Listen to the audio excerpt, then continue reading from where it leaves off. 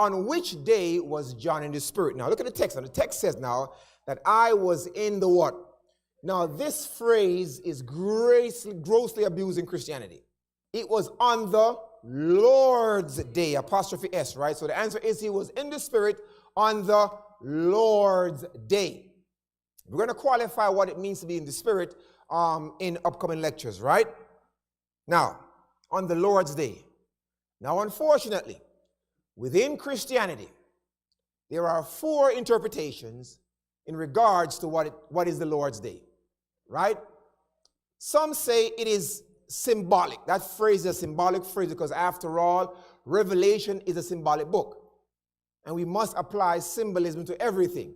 Now, Uriah Smith says it is true that we must apply symbolism largely unless the author suggests otherwise, right? Symbolic, right? Then he says now, some say it's a symbolic book, so this day is symbolic. Some say, well, it symbolizes the day of judgment, doom and gloom, where God will reward every man according to his work shall be. Some say the Lord's day symbolizes the day of judgment. The day of the Lord cometh, both cruel, wrath, fierce anger, Jeremiah says, right? And then the vast majority of Christendom say the Lord's day was Sunday. So when John was in the Spirit, it was on Sunday, right? And then there is a minuscule, a small minority, right? Less than 1% or 1/10 of the world's population say, nah, it was Saturday, right? Now, all 4 cannot be right, so we want to make sure we get the Bible's answer, right? Was it symbolic? Was it the day of judgment? Was it Sunday? Or was it Saturday? Now, question number 3 says now, right? According to the Bible, which day does the Lord claims as his own? Here are some texts to consider.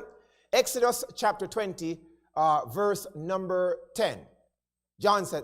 Moses says now, but the 7th day is the Sabbath of the Lord thy God, right? One more text, Isaiah 58 rather, 13. If thou turn away thy foot from the Sabbath, from doing thy pleasure on my holy day, call the Sabbath a delight. And Mark 2, verse 28, therefore the Son of Man is Lord of the Sabbath. So based on these 3 texts, from old and new, the Lord has a day, and that day is the Sabbath.